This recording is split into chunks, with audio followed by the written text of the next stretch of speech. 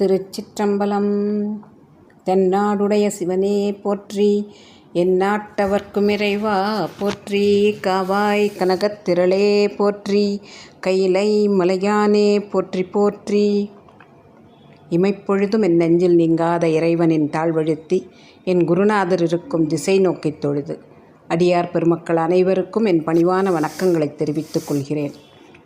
இன்றைக்கு நாம் பார்க்க இருக்கின்ற திருப்பதிகம் சுந்தரமூர்த்தி சுவாமிகள் அருளிச் செய்த நன்னிலம் என்ற திருத்தலத்திலே அருளிச் செய்த பதிக வரிசையிலே 98வது இடத்தில் வைக்கப்பட்டுள்ள பதிகமாகும். இது இந்த தலத்தின் பெயர் திரு நன்னிலத்து பெருங்கோயில். பெருங்கோயில் என்ற பெயர் இடப்படுகின்ற அந்த கோயில் எதனாலன்னா, கோச்செங்கட் சோழனார் தன்னுடைய முன் பிறவியின் நினைவாக அந்த நினைப்பினால் உண்டான அச்சத்தின் காரணமாக யானை புகாதவாறு கோயில்கள் கட்டினார் இல்லையா. சின்ன சின்னதாக படி வச்சு அதுக்கு மேலே கோயில் கட்டி, அந்த படியில் யானையால் ஏறி வர முடியாதுங்கிறதுனால யானை புக முடியாத அளவுக்கு சின்ன படிகள் அமைத்து அதற்கு மேலே கோயில் கட்டி, கட்டுமலை அப்படின்னு சொல்லுவாங்க. அதை மலை நிஜமான மலை இல்லை, அதை கட்டி தளத்தை ஒசத்தி அதுக்கு மேலே கோயில். அப்போ யானை உள்ளே புக முடியாது அப்படின்னு. ஏன்னா அவர் போன பிறவியில் சிலந்தியாக இருந்து அவர் அதுக்கு கூரை வேய்ந்து இருக்கும்போது யானை அழித்து கொண்டே இருந்தது இல்லையா.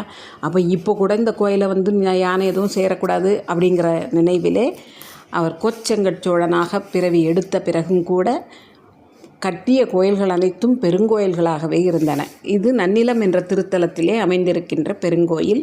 அங்கே எழுந்தருளி இருக்கின்ற பெருமானை வணங்கி சுந்தரமூர்த்தி சுவாமிகள் இதனை பாடுகிறார். இந்த தலத்திலே சூரியன் பூஜித்த தலம் என்று இதற்கு ஒரு பெருமை உண்டு. சுந்தரர் திருப்புகலூரில் சுவாமிகிட்ட பதிகம் பாடி அவர் தலைக்கு வைத்து படுத்திருந்த செங்கல் பொன்னான ஆன பிறகு அதை எடுத்துகிட்டு பங்குனி உத்தரம் அந்த பெருவிழாவை திருவாரூரிலே கொண்டாடிவிட்டு அந்த மகிழ்ச்சியின் தொடர்ச்சியாக பக்கத்தில் இருக்கின்ற நன்னிலம் வருகின்றார். அங்கே திரு நன்னிலத்து பெருங்கோயிலிலே இந்த பதிகத்தை பாடுகின்றார். அருமையாக இறைவனின் பெருமைகளை எடுத்து கூறிக்கொண்டே போகின்றார். சுவாமி எப்படிப்பட்டவர்னா, இந்த நன்னிலத்தில் அவர் ரொம்ப விருப்பத்தோடு எழுந்தருளி இருக்கின்றாராம். இந்த நன்னிலத்து பெருங்கோயிலில் மகிழ்ச்சியோடு விருப்பத்தோடு தங்கி இருக்கின்றார். அந்த ஊர் எப்படிப்பட்டது தெரியுமா அப்படின்னு நமக்கு விவரிக்கின்றார். புண்ணியம் மிகுந்த அந்தணர்கள், அறவோர்கள் அங்கே இருக்கிறாங்களாம். அந்த 4 மறைகளையும் ஓதிக்கிட்டே இருக்கின்றார்கள். அவங்க என்னென்ன முறை உண்டோ அந்த முறையினாலே இறைவனுடைய திருவடியை மகிழ்ந்து போற்றி வணங்குகின்றார்களாம். அவர்கள் விரும்பி இருக்கின்ற ஊர் திருநன்னிலம். அந்த நன்னிலத்திலே பெருங்கோயிலிலே குடியிருக்கின்றான் சுவாமி என்று கூறிவிட்டு சுவாமியின் பெருமையை முதலிலே கூறத் தொடங்குகின்றார். இறைவன் எப்படிப்பட்டவன் என்றால், ரொம்ப குளிர்ச்சியாக இருப்பான், ஆனால் வெப்பமாகவும் இருப்பான் அப்படிங்கிற. பொதுவாக உலகத்து பொருட்களில் நமக்கு எப்படி தோணும், ஒரு பொருளுக்கு ஒரு குணம் இருக்குது அப்படின்னா அந்த குணம்தான் அதுக்கு எப்பவும் இருக்கும். ஐஸ் கட்டி இருக்குது அப்படின்னா அது குளிர்ச்சியாக தான் இருக்கும். அது சூடான ஐஸ் கட்டின்னு நம்மளால் சொல்ல முடியுமா? முடியாது இல்லையா. அதே மாதிரி ஒரு நெருப்பு இருக்குது, கங்கு இருக்குது. அந்த கங்கு நல்ல குளிர்ந்த கங்கு அப்படின்னு பேச முடியுமா? கங்குனா அது அனல் அடிக்க தான் செய்யும் அப்படிங்கிறது தானே உலக இயற்கை. ஆனால் சுவாமி எப்படிப்பட்டவன்னா, குளிர்ச்சியாகவும் இருப்பான், அதே சமயம் வெப்பமாகவும் இருப்பான். ஏன் சுவாமிக்கு 2 இதுவும் சொல்கிறோம் அப்படின்னா, உலகத்து பொருட்கள் எல்லாவற்றின் மேலும் ஆளுமை உடையவன் இறைவன். அவன் குளிர்ச்சி மட்டும்தான் அப்படின்னா வெப்பம் மீது ஆளுமை இல்லாதவனாக ஆக்கிவிடுவான். வெப்பம் மட்டும்தான் அப்படின்னா குளிர்ச்சி மீது ஆளுமை இல்லாதவனாக ஆகிவிடுவான். அதனால் குளிர்ச்சியும் அவனுக்குடையது, வெப்பமும் அவனுக்குடையது. அப்படி ஒரு பொருள் கொண்டாலும் இன்னொன்றும் நமக்கு உணர்த்துகின்றார். என்ன அப்படின்னா, தேய்ந்து கொண்டே வருகின்ற மதி, அந்த பிறையின் மீது கருணை கொண்டு அதனை தன் தலையிலே சூடி அதற்கு வாழ்வு தருகின்றார். அப்புறம் தேவர்கள் எல்லாம் அசுரர்கள் எல்லாம் வேண்டி வருந்தி கேட்டுக்கண்ட உடனே அந்த விஷத்தை தான் அருந்தி அவர்களை காத்தார். இதெல்லாம் தன்னொளி மிகுந்தவனாக தன்னழி மிகுந்தவனாக அவன் இருக்கின்ற நேரம். அதே நேரத்தில் தவறு செய்கின்ற முப்புராதிகளை, தவறு செய்த ராவணனை இப்படி தவறு செய்கின்ற வேளையிலே அவர்களையெல்லாம் தண்டிக்கிறான். தண்டிச்சுட்டு அதோடு விடலை, அவர்களை திருத்தி அவர்கள் வருந்தி இறைவனிடம் மன்னிப்பு கேட்டு இறைவனிடம் மன்றாடி இறைவனை வணங்கிய பிறகு அவர்களுக்கு வேண்டிய உதவி செய்து வேண்டிய கருணையை பொழிகின்றான். அப்போ அந்த நேரத்தில் வெப்பமாக இருக்கின்றான். அதாவது அறக்கருணையையும் அவன்தான் பொழிகின்றான், மரக்கருணையையும் அவன்தான் பொழிகின்றான். இப்படி இத்தனையும் செய்கின்ற அவன் பிரம்மனின் தலை ஓட்டிலே பலி தேர்ந்து அலைகின்றான். அந்த பலியை யாரிடம் சென்று வேண்டுகின்றான் அப்படின்னா, இனிமையான அப்படி ராகம் பாடுற மாதிரி பண்ணிசைக்கிற மாதிரி இனிமையான மொழி உடைய மகளிரிடம் சென்று அவன் பலி தேர்ந்து பெறுகின்றான் அப்படின்னு சொல்லிட்டு அடுத்தது சொல்கிறாரு, அவன் பண்டரங்கம் அப்படிங்கிற ஒரு நடனத்தை ஆடுபவன் அப்படின்னு சொல்லி கூறுகின்றார். கூத்து வகையில் 11 வகை இருக்குது என்று கூறுவார்கள். அந்த 11 வகை கூத்துகளிலே ஒன்று பண்டரங்கம். அந்த பண்டரங்க வகை எப்போ இறைவன் ஆடினார் அப்படின்னா, முப்புரங்களை எரித்துவிட்டு இறைவன் ஆடிய நடனத்திற்கு பெயர் பண்டரங்கம். அந்த இங்கே முதல்ல என்ன சொல்கிறாரு, மென்மையான மொழி பேசுகின்றவர்களிடமெல்லாம் பலி தேர்கின்றார்னு. இப்போ அப்படி அமைதியாக பணிந்து பலி தேர்ந்து அலைந்தவன் முப்புரங்களை எரித்து பாண்டரங்க கூத்து ஆடினான் அப்படின்னு 2 முரண்பட்டது. எப்படி தன்மை வெம்மை அப்படின்னு சொன்னாரோ அதே மாதிரி இந்த வகையிலும் நமக்கு கூறுகின்றார். பாடலை பார்ப்போம். தண்ணியல் வெம்மையினான் தலையில் கடைதோறும் பலி பண்ணியன் மென்மொழியார் இடம் கொண்டு உழல் பண்டரங்கன் புண்ணிய நான்மறையோர் முறையால் அடி போற்றி இசைப்ப நன்னிய நன்னிலத்து பெருங்கோயில் நயந்தவனே. எல்லா பாடல்கள்லேயும் இந்த இறுதி 2 வரி இப்படித்தான் இருக்கும். நன்னிய நன்னிலத்து பெருங்கோயில் நயந்தவனே என்று இறைவன் அந்த திருத்தலத்திலே மகிழ்ந்து இருக்கின்றான் என்று கூறுகின்றார். அப்போ திருத்தலத்தோட பெருமையை சொல்லிக்கிட்டே தானே வரணும் எல்லா பாடல்லையும். அடுத்து இங்கே இருக்கின்ற சோலைகள்லாம் எப்படி இருக்குது அப்படின்னா, நிறைய பலனை தருகின்றதான். சோலைகள் சும்மா மரம் மட்டும் வளர்ந்து நிற்கலை, அதில் நிறைய பயன்களை தருகின்ற மரங்களை உடைய சோலையாக அது இருக்கின்றது. மரம் என்னத்தை தரும்? மலரை தரும், காய் தரும், கனி தரும், இப்படி எல்லாவற்றையும் தரும். பறவைகளுக்கு தங்க இடம் தரும், இளைப்பாற நிழல் தரும் அப்படின்னு இத்தனை பலன்களையும் நமக்கு அள்ளித்தருகின்ற நிறைந்த மரங்களை உடைய பைம்பொழில் இங்கே இருக்கான். அதெல்லாம் வளர்ந்து நிற்கிது. நிறைய பெரிய பெரிய மரங்களாக வளர்ந்து நிற்கிது. வளர்ந்து வானத்தில் உலா போகின்ற வெண்மதி இருக்கே, அதை போய் தொடுற அளவுக்கு வளர்ந்து நிற்கிது. அவ்வளவு உயரமாக. எப்படி ஒரு கற்பனை பாருங்களேன், மரம் வளர்ந்து நிலவை போய் தொடுற அளவுக்கு இருக்கான்.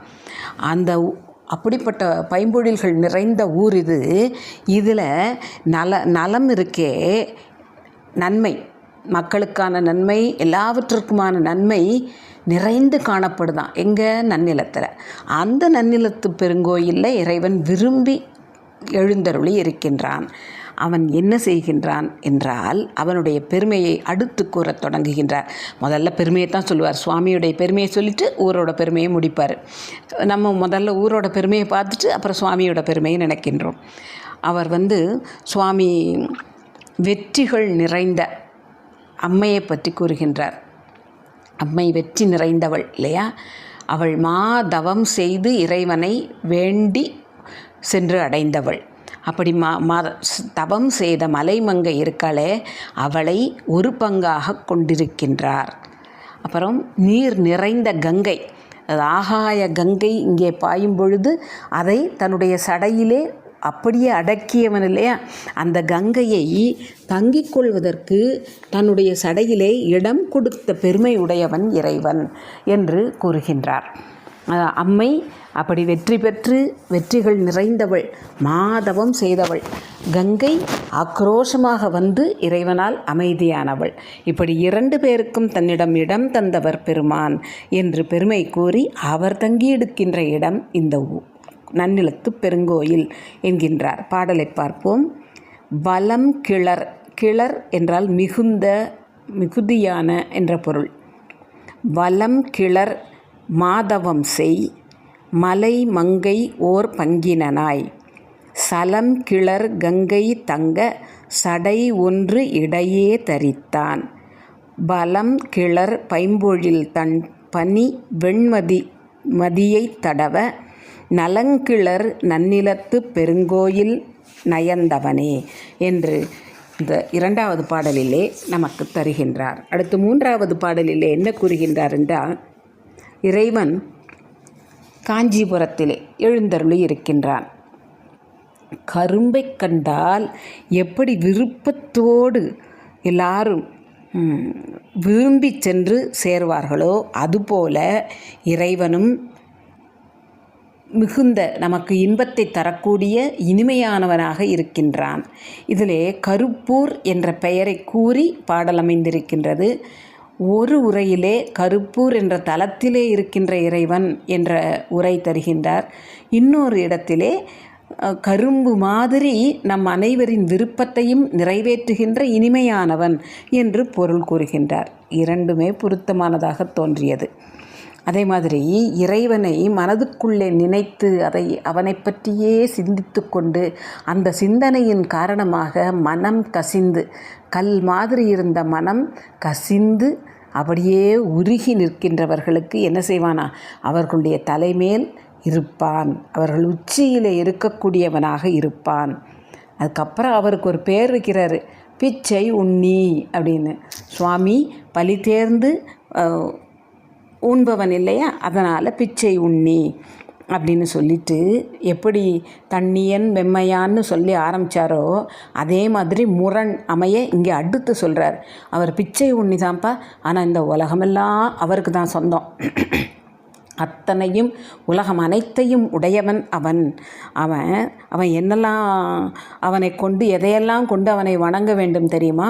நொச்சி மலர் மாலை, மலர் இருக்கு இல்லையா, அந்த நொச்சி இலையை கொண்டுட்டு போகணும், அதில் உள்ள பச்சிலையை கொண்டுட்டு போகணும். அது அத்தனையும் கொண்டுட்டு போய் இறைவனை வணங்கணும். அவனுக்கு அபிஷேகம் செய்யக்கூடிய நீர் எப்படி இருக்கணும் தெரியுமா? நுரை இருக்கக்கூடாது அப்படிங்கிறான். இப்போ நம்ம தண்ணி எடுக்கிறோன்னு வைங்களேன், எதுலையாவது அந்த ஊற்றும் போது கொஞ்சம் நுரை வரும், ஆனால் அந்த நுரை உடனே மறைந்து விடும் இல்லையா? தண்ணி மேலேருந்து ஒரு டம்ளர்லேருந்து இன்னொரு டம்ளருக்கு ஊற்றுறோன்னா கொஞ்சம் நுரை வரத்தான் செய்யும், ஆனால் அது அந்த நுரை இல்லாமல் போயிடும் அடுத்த நொடி. அந்த தண்ணி தூய்மையான தண்ணீராக இருந்தால் நுரை நிற்காது.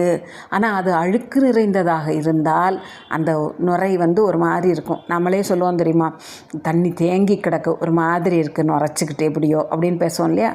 அதனால் நுரை இல்லாத நல்ல நீரால் இறைவனை அபிஷேகம் செய்பவர்களுக்கு அருளுபவன். அவர்களை நல்ல நுரையில்லாத நீரால் இறைவனுக்கு அபிஷேகம் செய்கின்றார் அந்த மக்கள். எங்கே? நன்னிலத்து பெருங்கோயிலில். அந்த ஊரிலே இறைவன் மிகுந்த விருப்பத்தோடு எழுந்தருளி இருக்கின்றான். ஆக இறைவன் நம்மோடு இருக்க வேண்டும் என்றால் என்ன செய்யணும்? நுரையில்லாத நீரை கொண்டு அவனுக்கு அபிஷேகம் செய்து நொச்சி இலையை வச்சு கூட நீங்கள் கும்பிட்டா போதும், உடனே மகிழ்வோடு அந்த இடத்திலே எழுந்தருளக்கூடியவன் என்று இந்த பாடல் மூலம் நமக்கு உணர்த்துகின்றார். பாடலை பார்ப்போம். 3வது பாடல். கச்சியன் இன் கருப்பூர் விருப்பன் கருதி கசிவார் உச்சியன் பிச்சை உண்ணி உலகங்களெல்லாம் உடையான் நொச்சி பச்சிலையான் பச்சிலையால் நுரைதீர் புனலால் தொழுவார் நச்சிய நன்னிலத்து பெருங்கோயில் நயந்தவனே என்று பாடுகின்றார். இப்படி பச்சிலை போட்டால் கூட போதும், பச்சிலை போட்டுட்டு நுரையில்லாத நீரால் அபிஷேகம் செய்து இறைவனை வணங்கினால் அந்த இடத்திலே இறைவன் நயந்து இருப்பான் என்று 3வது பாடல் உணர்த்துகிறது. அடுத்து 4வது பாடலிலே என்ன கூறுகின்றார் என்றால், அங்கே அந்த தலத்திலே இருக்கின்ற பெருமானை தன் தலைக்கு மேலே கையை தூக்கி கும்பிடுறாங்களாம். எப்படி? ரொம்ப அன்போட இறைவனை உன்னுடைய திருவடி போற்றி அப்படின்னு வணங்கி வணங்கி அவனை அங்கிருக்கின்ற இறைவனை வணங்குகின்றார்கள். அந்த மக்கள் யார் அப்படின்னா 4 மறைகளை உடைய பெருமானை அவர்கள் வணங்குகின்றார்கள். 4 மறைகளையும் நமக்கு தந்தவன், அவனுடைய வாய் தூவாய் என்று அழைக்கப்பட்டதுன்னு பார்த்தோம் 2-3 பதியத்துக்கு முன்னால். அப்பேற்பட்டவன் 4 மறைகளையும் தந்தவன். அது மட்டும் இல்லை, பல பிணங்கள் அதை சென்று சேர்கின்ற இடுகாடு சுடுகாடு இருக்க அதை தனக்கு அரங்கமாக கொண்டு ஆடுகின்ற பெருமானே, அதாவது உயர்வாக நாம் கருதக்கூடிய வேதம், அந்த வேதத்தை தந்தவனும் அவன்தான். போவதற்கு அஞ்சுகின்ற போவேண்டாம் அப்படின்னு நினைக்கின்ற இடம் இது அந்த சுடுகாடு. 2ம் அவன் தான் வச்சுருக்கான். அது வேதங்களையும் அவன்தான் தந்தான். இந்த சுடுகாட்டிலும் மகிழ்ந்து நடனமாடுபவனும் அவன்தான், தனக்கு அரங்கமாகவே கொண்டிருக்கின்றான் என்று கூறிவிட்டு அங்கே ஆடுகின்ற நடத்தான் என்று அவனை அழைக்கின்றார். எப்படின்னா மிகுந்த மகிழ்ச்சியோடு அங்கே நடனமாடிக்கொண்டிருக்கின்றான். அவனுடைய திருவடியை போற்றி இவர்கள் வணங்குகின்றார்கள். எப்படி? மிகுந்த அன்போடு வணங்குகின்றார்கள்.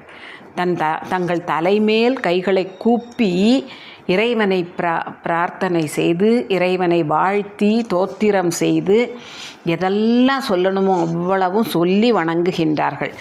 விருப்பத்தோடு இந்த நன்னிலத்தை வந்து சேர்ந்து வணங்குகின்றார்கள்.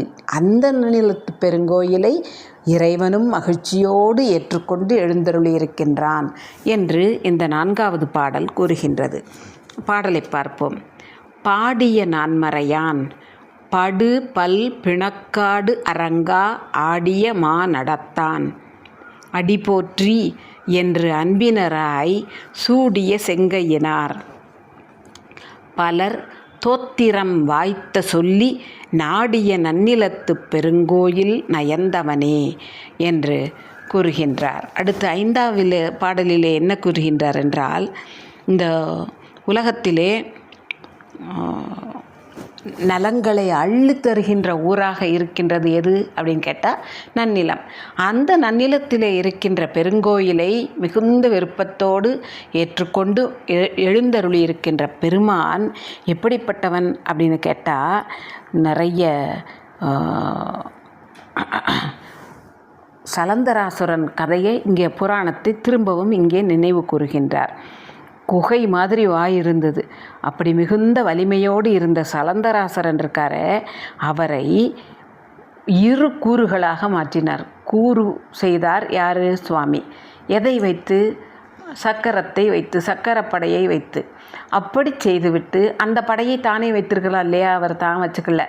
யாருக்கு கொண்டு கொடுத்தாரு அப்படின்னா, நலங்களையெல்லாம் அள்ளித்தருகின்ற, இந்த செல்வங்களையெல்லாம் அள்ளித்தருகின்ற திருமகளின் கணவனாகிய திருமாலுக்கு கொடுத்தார் என்று பொருள் கூறுகின்றார்கள் ஒரு இதில்.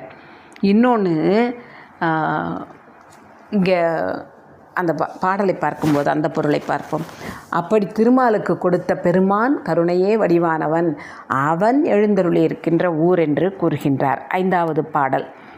பிலம் தருவாயினொடு பெரிதும் வலி மிக்குடைய சலந்தரன் ஆகம், ஆகம் உடம்பு, ஆகம் 2 பிளவாக்கிய சக்கரம் முன் நிலந்தரு மாமகள் கோன். முன் நிலம் தரு என்றால் நிலத்திலே, இந்த உலகத்திலே எல்லாருக்கும் செல்வத்தை அள்ளித்தருகின்ற திருமகள் அப்படிங்கிற பொருள். இன்னொன்று முன்னால் நிலத்தை தந்த அப்படிங்கிற பொருளையும் காணலாம் அப்படின்னு ஒரு உரையாசிரியர் கூறுகின்றார். எப்படி நிலத்தை தந்தான் அப்படின்னு பார்த்தா, மண்ணெடுத்து சாப்பிட்ட உடனே வாயை திறக்க சொல்லி பார்த்தா உள்ள அண்ட சராசரங்களும் தெரிந்ததாக அந்த கதை ஞாபகம் இருக்கு இல்லையா. அதே மாதிரி மண்ணெடுத்து சாப்பிட்டு உலகத்தையே தந்தவன் யார்? திருமால் என்று அந்த பொருளை கூறலாம் அப்படின்னு ஒரு உரையாசிரியர் கூறியிருக்கின்றார்கள். எது பொருத்தமாக தோன்றுகிறதோ அதை ஏற்றுக்கொள்க. இந்த நிலத்தை தந்த திருமால் மாமகளாகிய திருமகளின் கோன் அப்படின்னு ஒரு பொருள். இன்னொன்று, நிலத்திலே உள்ளவர்கள் அனைவருக்கும் செல்வத்தை தருகின்ற மாமகள் கோன் அப்படிங்கிற பொருளையும் ஏற்றுக்கொள்ளலாம். எது தேவையோ அதை பார்த்து கொள்வோம். நிலந்தரு மாமகள் கோன் நெடுமார்க்கு அருள் செய்த பிரான் நலந்தரு நன்னிலத்து பெருங்கோயில் நயந்தவனே என்று 5வது பாடலிலே அமைத்து தருகின்றார். அடுத்து 6வது பாடலில் என்ன சொல்லுகின்றார் என்றால், இறைவன் வெந்நீர் சன்னித்த மேனியனாக இருக்கின்றான். அப்போ வெண்மையாக அப்படி ஒரு கற்பனை செய்து பார்க்கணும். அப்புறம் அவனுடைய கழுத்து இருக்கே, அது ஒரு கருநீல மணி மாதிரி ஒளி வீசிக்கிட்டு இருக்கு. கருப்பு அப்படின்னாலே அதில் ஒளி வீசுகிறத நம்ம பார்க்க முடியாது இல்லையா? ஆனால் இவருடைய கண்டம் கருப்பாக இருந்தாலும் கருநீல மணி மாதிரி ஒளி வீசுதான். அப்படிப்பட்டவன் இங்கே இருக்கின்ற பெருமான் தன்னுடைய திருமுடியிலே கங்கையாளை சூடியிருக்கின்றான். செஞ்சடை அதிலே கங்கையாளை சூடியிருக்கின்றான். பிரம்மனுடைய ஆணவத்தை அழிக்கும் வண்ணம் தண்டனையாக அவனுடைய சிரத்தை கிள்ளி எடுத்தவன் அவன். எப்படி? கங்கைக்கு அடைக்கலம் தந்தவன், பிரம்மனுக்கு தண்டனை கொடுத்தவன் அப்படின்னு அந்த முரண் அடுத்தடுத்து வருவது போல நமக்கு கூறுகின்றார். முதல்ல வெண்பொடி, அப்புறம் கருநீலமணி, அப்படி ஒரு அந்த முரண் தெரிய அப்படி எல்லாமே முரண் வைத்தே சொல்கிறார். அதான் இதுவும் இருக்கும் அதுவும் இருக்கும் சுவாமிகிட்ட அப்படின்னு. அப்படிப்பட்ட இறைவன் எங்கே எழுந்தருளி இருக்கின்றான்? நல்ல பண்பு நலன்மிக்க மறையோர்கள்லாம் இருக்காங்களே, அவங்க இறைவனை ஏற்றி பாடிக்கிட்டே இருக்காங்களாம். ஏற்றினா சும்மா ஒரு தடவை பாடிட்டு விடலை, அப்படி பாடி பாடி பாடி அதில் பயிற்சி பெற்று ஏற்றி இறைவனை ரொம்ப காலமாக வணங்கிக்கிட்டே இருக்காங்களாம். அப்படிப்பட்ட விருப்பத்தோடு அங்கே இருந்து அவர்கள் வணங்குகின்றார்கள். அந்த பெருங்கோயிலிலே இறைவனும் விருப்பத்தோடு எழுந்தருளியிருக்கின்றான் அப்படின்னு இந்த பாடல் 6வது பாடல் குறிப்பிடுகிறது. வெண்பொடி மேனியினான் கருநீல மணிமிடற்றான் பெண்படி செஞ்சடையான், இங்கே பெண் கங்கை, பிரமன் சிரம் பீடழித்தான் பண்புடை நன்மறையோர் பயின்று ஏத்தி பல்கால் வணங்கும் நண்புடை நன்னிலத்து பெருங்கோயில் நயந்தவனே என்று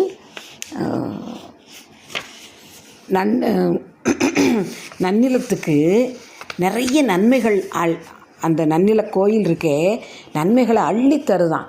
அதனால் எல்லாருக்கும் அந்த கோயில் மேலே விருப்பம் இருக்குமா?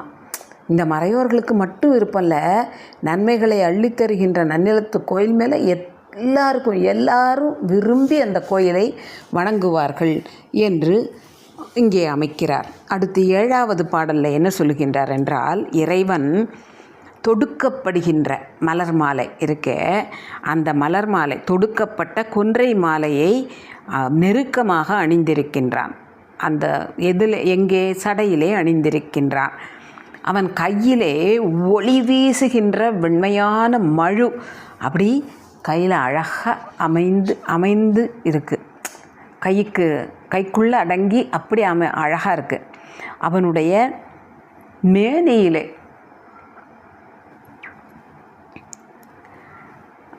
யானையின் உரி தோல் இருக்கே, அந்த தோலை உரித்து அதை போர்வையாக போர்த்தி இருக்கின்றார். கொன்றை மாலை மலர் மிகுந்த மனம் மிகுந்த மாலை செஞ்சடையில் இருக்குது. அது மஞ்சள் கலரில் இருக்கும். இவர் செஞ்சடை, அப்போ அந்த நிறத்தை யோசித்து பார்த்துக்கோங்க. அடுத்து வெண்மையான மழு அதை கையில் வச்சுருக்கான். அவன் போர்த்தி இருக்கிறது கருமையான தோல் என்று கூறிவிட்டு அங்கே இருக்கின்ற நீர் போகின்ற வாய்க்கால்லாம் இருக்கும் இல்லையா, மடை அப்படின்னு, அந்த நீர் மடைகளில் நிறைய அழகான தாமரை பூக்கள் எல்லாம் மலர்ந்து இருக்கான். அந்த தாமரை மலர் மேலே அன்னங்கள் எல்லாம் அழகான அன்னங்கள் எல்லாம் நிறைந்து காணப்படுதான். அப்படியே அங்கேயே தங்கியிருக்கான். செழிப்பு மாறாமல் இருக்கிறதுனால அந்த இடத்த விட்டு போகாமல் அங்கேயே தங்கியிருக்கான். அப்போது அவ்வளவு சிறப்பு மிகுந்த அந்த செழிப்பு மிகுந்த நன்னிலம் இருக்கே, அந்த நன்னிலத்து கோயில் பெருங்கோயிலில் இறைவன் விருப்பத்தோடு எழுந்தருளி இருக்கின்றான் என்று திரும்பவும் முரணமைத்து நமக்கு தருகின்றார். 7வது பாடலை பார்ப்போம். தொடைமலி கொன்றை துன்றும் சடையன் சுடர் வெண்மழுவால் படைமலி கையன் மெய்யில் பகட்டு ஈருறி போர்வையினான் மடைமலி வண்கமலம் மலர்மேல் மட அன்னம் மன்னி நடைமலி நன்னிலத்து பெருங்கோயில் நயந்தவனே என்று 7வது பாடல் கூறுகிறது. அடுத்து 8வது பாடலிலே என்ன கூறுகின்றார் என்றால், பதிகம் பூராவுமே அந்த முரண் தோன்றி தோன்றி தோன்றி வரத்தான் பாடியிருக்கார். இறைவன் குளிர்ச்சியை தருகின்ற நிலவை தன்னுடைய திருமுடியிலே சூடியிருக்கின்றார். கங்கையாளை தலையிலே சூடியிருக்கின்றார். அது தவிர குறாமலர், அதோடு கூவிளம், இத்தனையும் அவருடைய மிளிர்கின்ற புல்லிய சடையிலே அணிந்திருக்கின்றார். விடை மேலே ஏறி வருகின்றார். மனம் மிகுந்த, இது அவ்வளவு இறைவனை பற்றி சொல்லியாச்சு. அவரே கங்கை தலையிலே சூடியிருக்கின்றார், மதி அணிந்திருக்கின்றார், கொன்றை மாலை அணிந்திருக்கின்றார், குவிளம் அணிந்திருக்கின்றார்னு எல்லாம் சொல்லியாச்சு. அவர் எந்த இடத்துல போய் இதில் முரண் இல்லை, ஒத்த மாதிரி கூறுகின்றார். இந்த பாடலிலே எங்கே போய் எழுந்தருளி இருக்கின்றார் அப்படின்னா, அந்த ஊரில் எக்கச்சக்க மரம் இருக்குப்பா. என்ன மரம்லாம் இருக்குது தெரியுமா? நல்ல தளிர்கள் நிறைந்த கோங்கு மரம் இருக்குது, வேங்கை மரம் இருக்குது, பெரிய மாதவி குறுக்கத்தி மரம் இருக்குது, சண்பக மரம் இருக்குது. அப்படி குளிர்ச்சி மிகுந்த அந்த ஊரில் அவர் விரும்பி இருக்கார். அவரே தலையில் கங்கையை சூடி குளிர்ச்சியாக இருக்கார். குளிர்ச்சியான சூரியனை சந்திரனை தலையில் வச்சுருக்காரு. இவ்வளவு குளிர்ச்சியாக அவர் இருந்தாலும் தங்கியிருக்கின்ற இடமும் அவ்வளவு குளிர்ச்சியானது என்று கூறுகின்றார். 8வது பாடலை பார்ப்போம். குளிர்தரு திங்கள் கங்கை குரவோடு அறக்கூவிளமும் மிளிர்தரு புன்சடை மேல் உடையான் விடையான் விரைசேர் தளிர்தரு கோங்கு வேங்கை தடமாதவி சண்பகமும் நளிர்தரு நன்னிலத்து பெருங்கோயில் நயந்தவனே என்று 8வது பாடலிலே கூறுகின்றார். அடுத்து 9வது பாடல் என்ன அப்படின்னு பார்த்தா, இங்கே அர்ச்சுனருக்கு பார்த்தனுக்கு பாசுபதாஸ்திரம் அருளிய அந்த கதையை நினைவு கூறுகின்றார். எப்படி சென்று கொடுத்தார்னா, ரொம்ப கடுமையான நிலம், பாலை நிலம் மாதிரி காஞ்சு போய் கிடக்கு. அதில் வெடித்து வெடிப்பெல்லாம் இருக்குது. அந்த இடத்துல வேகமாக ஓடிய பன்றிய பின்னாலேயே வேடன் மாதிரி போய், அப்புறம் போன பதிகத்தில் பார்த்தோம் இல்லையா, மெல்லிய சண்டை போட்டு ரொம்ப மென்மையாக வில்வித்தையை காட்டி அப்படின்னு, அந்த மாதிரி வில்வித்தையை காட்டி அர்ஜுனருக்கு அவரோட போராடி அதுக்கப்புறம் அவருக்கு அருளை புரிந்தார் இறைவன். அவர் போன இடம் எப்படி இருந்ததுன்னா, வெப்பமான இடமாக இருந்தது. நல்ல காஞ்சு போய் பாலமாக வெடித்து கிடந்து தான் பூமி. அதுக்கு நடுவில் ஓடியிருக்கார் சுவாமி என்று கூறிவிட்டு, இங்கே இந்த ஊர் இருக்கே நன்னிலம், இந்த திரு நன்னிலத்தில் யாரெல்லாம் இருக்காங்க அப்படின்னா, அடியார் பெருமக்கள் நிறைய பேர் இருக்காங்களாம்.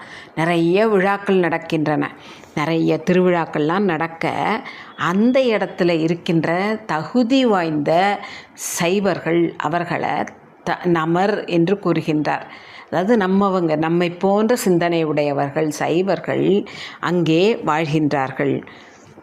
அவர்கள் வாழ்கின்ற அந்த ஊரிலே உலகத்தவர்கள் அனைவரும் சேர்ந்து இனிமையான திருவிழாக்களை எல்லாம் நடத்துகின்றார்கள் என்று நமர் என்று சைவர்களையும் தமர் என்று இணக்கமாக இருக்கக்கூடிய உலகத்து மக்களையும் கூறுகின்றார். பாடலை பார்ப்போம். கமர் பியலல்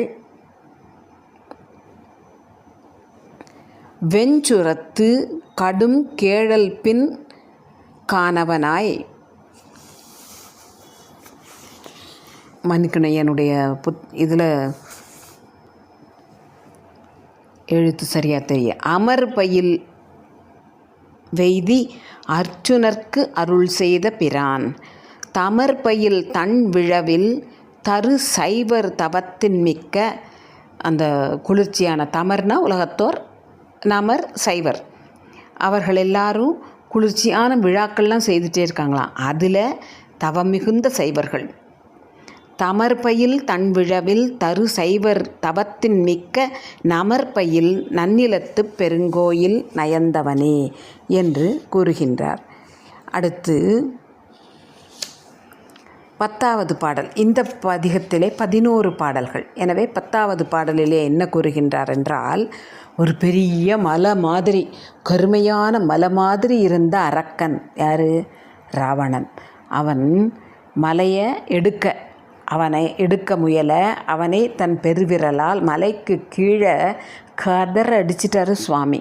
அதுவும் எப்படி, ஒரு விரலைத்தான் ஊனினார். அவன் அப்படியே கதறி உள்ள மாட்டிக்கிட்டான். அதுக்கப்புறம் அவனுக்கு அருள் செய்தவர் யார்? உமையம்மையை தன்னில் ஒரு பாகதியாக கொண்ட உமாபதி இறைவன். அவன் எந்த கோயிலில் எழுந்தருளி இருக்கின்றான் அப்படின்னா, அலைகள் மிகுந்த காவிரி நீரை தன்னுடைய நாட்டிலே கொண்டிருக்கின்ற சோழன் கட்டிய கோயில். இங்கே கோச்சங்கட்சோழன் கட்டிய இந்த பெருங்கோயிலே மிகுந்த விருப்பத்தோடு எழுந்தருளி இருக்கின்றான் என்று கூறுகின்றார். பாடலை பார்ப்போம். 10வது பாடல். கருவறை போல் அரக்கன் கயிலை மலைக்கீழ் கதற ஒரு விரலால் அடர்த்து இன்னருள் செய்த உமாபதிதான் திரைபொரு பொன்னி நன்னீர் துறைவன் திகழ் செம்பியர் சோழன்.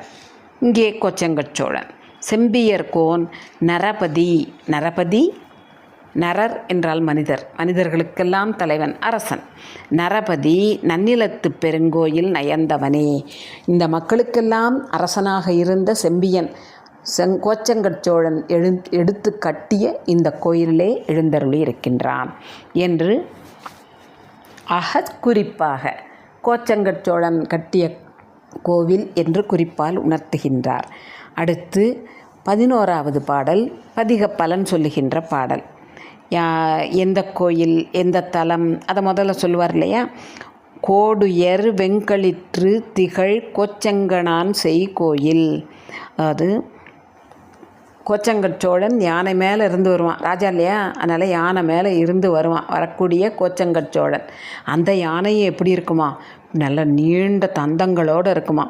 அப்போது ஆண் யானை மேலே ஏறி அவன் கம்பீரமாக வந்த கோச்சங்கட்சோழன் அமைத்த கோயில் அந்த நன்னிலத்து பெருங்கோயில்.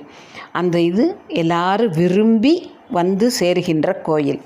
அந்த கோயிலிலே விருப்பத்தோடு எழுந்தருளி இருக்கின்ற பெருமான், அவனை பாடிய பதிகம். சரி, யார் பாடுனா?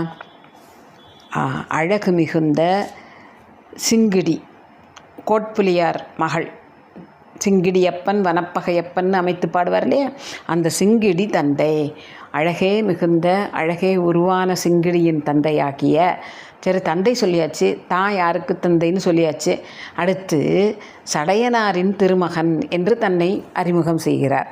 தான் தந்தை என்று கூறிவிட்டு தன் தந்தையையும் நமக்கு நினைவூட்டுகின்றார். அவருடைய மகனாகிய நான் திருவாரூரன். நான் பாடிய இந்த 10 பாடலையும் பாட வல்லவர்கள் எங்கே இருப்பாங்களாம்? பரலோகத்திலே சென்று புகுவார்கள். அதை உள்ளே போகிறதுக்கு அவங்களுக்கு அனுமதி உண்டு, பரலோகத்துக்கு சென்று சேர்வதற்கு என்று உத்தரவாதம் கூறுகின்றார். 11வது பாடலை பார்ப்போம். கோடியர் வெங்களிற்றுத்திகள் கோச்செங்கனான் செய்கோயில் நாடிய நன்னிலத்து பெருங்கோயில் நயந்தவனை சேடியல் சிங்கி தந்தை சடையன் திருவாரூரன் பாடிய 10 வல்லார் புகுவார் பரலோகத்து உள்ளே என்று இறைவனின் திருவடியை எப்படி வணங்கணுங்கிறதெல்லாம் நமக்கு எடுத்துக்காட்டி, எப்படி அது நுரையில்லா நீரை கொண்டு இறைவனுக்கு அபிஷேகம் செய்து வணங்க வேண்டும், இலை கொண்டாவது அவனை பூஜிக்க வேண்டும், நிச்சயம் மனமகிழ்ச்சியோடு செங்கை கூப்பி தலைமேல் கூப்பி அவனை மாறாமல் என்றைக்கும் வணங்கிக் கொண்டே இருந்து வேதங்களை ஓதி அப்படின்னு வரிசையாக நமக்கு ஒவ்வொரு பாடல்லையும் நமக்கு எடுத்துக்காட்டி கொண்டே வந்திருக்கின்றார். இப்படி இறைவனை போற்றி புகழ வேண்டும் என்பதனை நன்னிலத்து பெருங்கோயில் தலத்திலே வைத்து நமக்கு அறிவுறுத்தி செல்கின்றார் சுந்தரமூர்த்தி சுவாமிகள். அருள் நிறை பிரகேஸ்வரர் திருத்தாள் போற்றி, அருள்நிறை பிரகேஸ்வரி திருத்தாள் போற்றி, ஆதி வாழிய அஞ்செழுத்தோடு வெண்பூதி வாழிய புண்ணியர் வாழிய நீதி வாழிய நெல்புவி வாழிய கோதில் செய்வ குலமிக வாழிய. திருச்சிற்றம்பலம்.